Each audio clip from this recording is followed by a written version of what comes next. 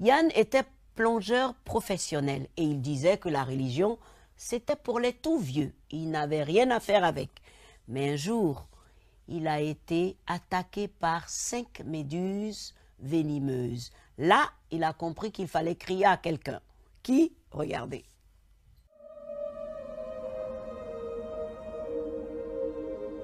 Je vivais vraiment en non-chrétien. À sortir, voyager, surfer, aller en boîte. Pour moi, la religion, c'était pour les vieux, pour les grands-mères et les dames âgées. Ian McCormack aimait l'océan. Plongeur émérite, rien ne le préparait cependant à ce qu'il allait traverser.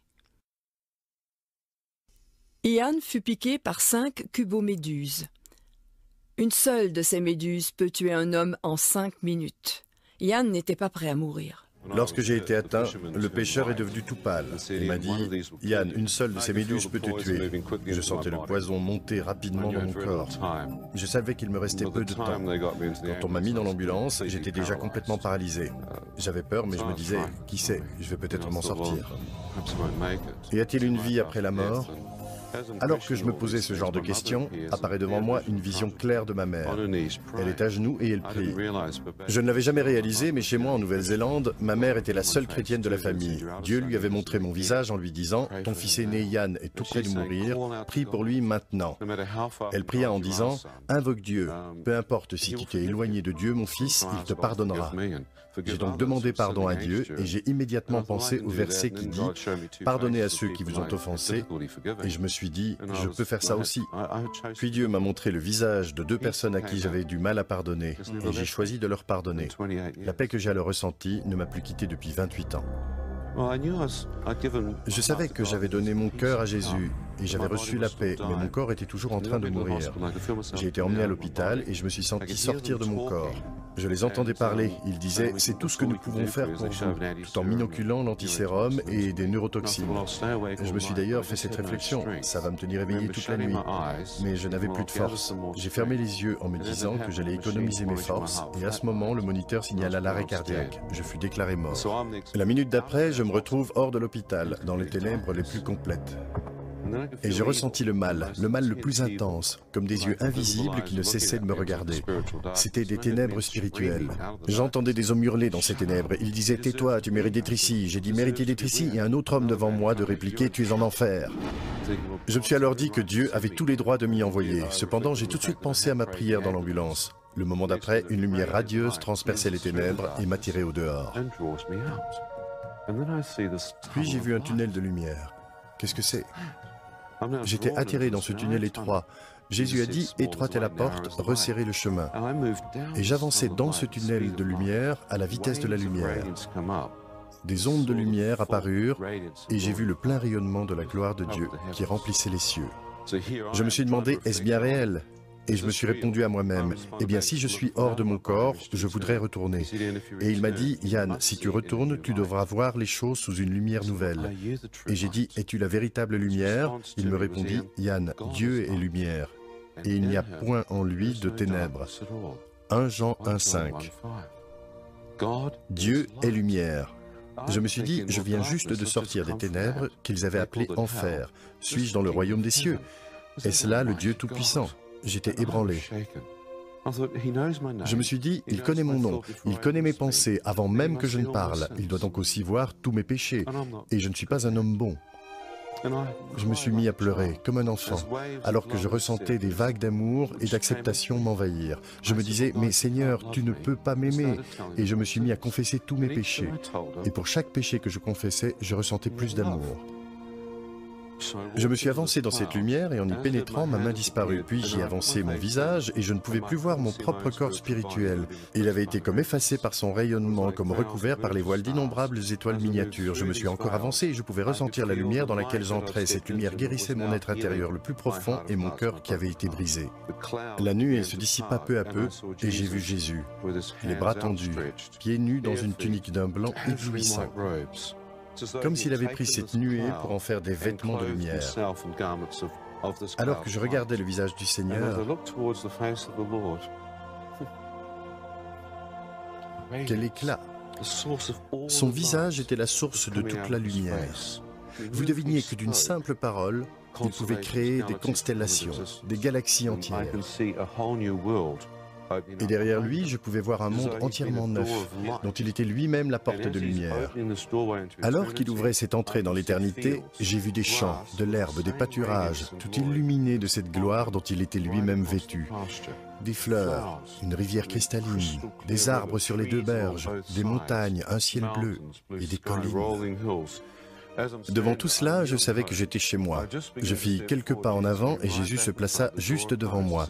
Et en même temps que la porte se ferma, il me dit, « Yann, à présent que tu as vu, veux-tu rester ici ou bien retourner sur terre ?» J'ai répondu, « Je veux rester ici. Je n'ai personne auprès de qui aller là-bas. Personne ne m'aime. Et toi, tu m'aimes. » Je me suis retourné pour un dernier « Au revoir, monde cruel » et le Seigneur me fit voir ma mère. La seule personne que j'aimais et honorais. Je me suis alors dit, si j'entre dans l'éternité maintenant, saura-t-elle que j'ai prié dans l'ambulance? Réalisera-t-elle que ses prières ont permis que son fils se donne au Seigneur dans ses derniers instants de vie? Aura-t-elle un moyen de le savoir? Non, ai-je conclu. Ce serait égoïste de ma part d'entrer dans l'éternité en laissant ma mère m'enterrer avec la pensée que son fils est perdu et en enfer.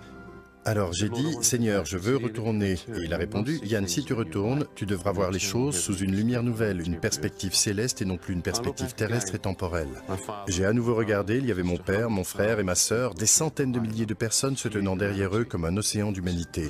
J'ai demandé qui sont-ils et il a dit, « Yann, je veux que tu retournes et que tu leur parles parce que la plupart ne vont plus à l'église. » J'ai répliqué, « Mais Seigneur, je ne les aime pas, je ne les connais pas. » Et il me dit, « Yann, moi je les aime et je souhaite que chacun d'entre eux puisse me connaître. »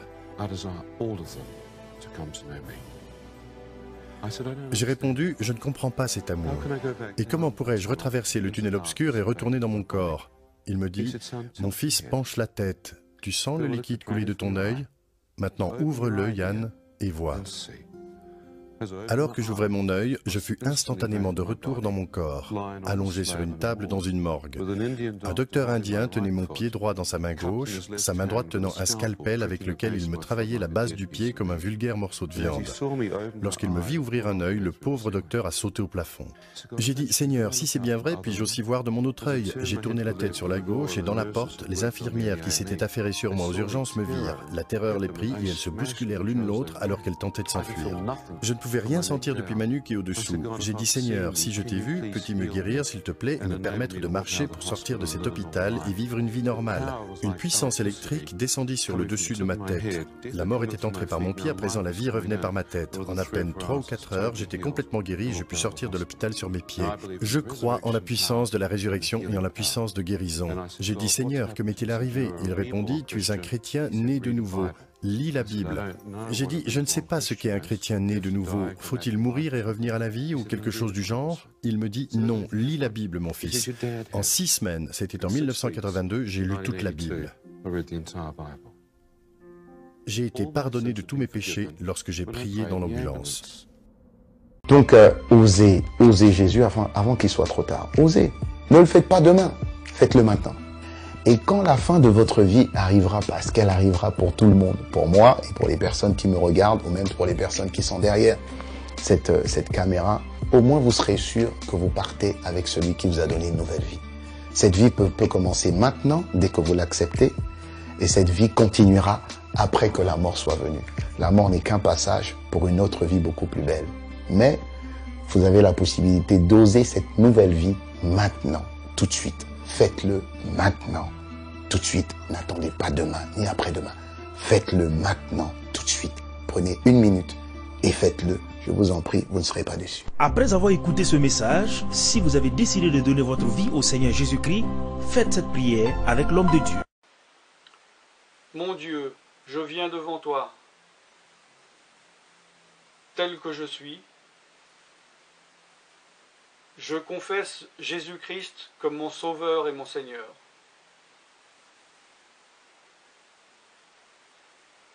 Je crois qu'il est mort sur la croix pour mes péchés, qu'il a porté ma condamnation, il a porté mes péchés et mes maladies, que Jésus-Christ est le Roi des rois et le Seigneur des seigneurs. qu'il est le Fils de Dieu, qu'il est maintenant ressuscité et assis à la droite du Père. Et il prie maintenant pour moi. Je me suis détourné de mes péchés et je veux obéir à ta parole.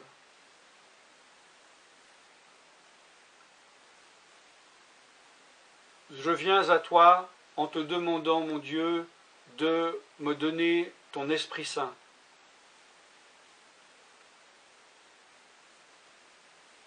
Remplis-moi de ton esprit,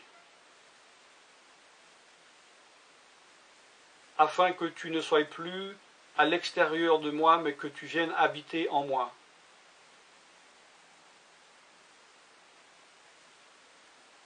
Et que je devienne ton temple. Esprit de Dieu, viens habiter en moi. Purifie-moi, lave-moi, sanctifie-moi, rends-moi pur, transforme-moi à l'image de Dieu. Je te remercie car je crois que tu m'as donné ton esprit, car tu ne mens pas. Et tu as dit dans ta parole que tu donnes à celui qui te demande. Je fais cette prière au nom de Jésus-Christ. Amen.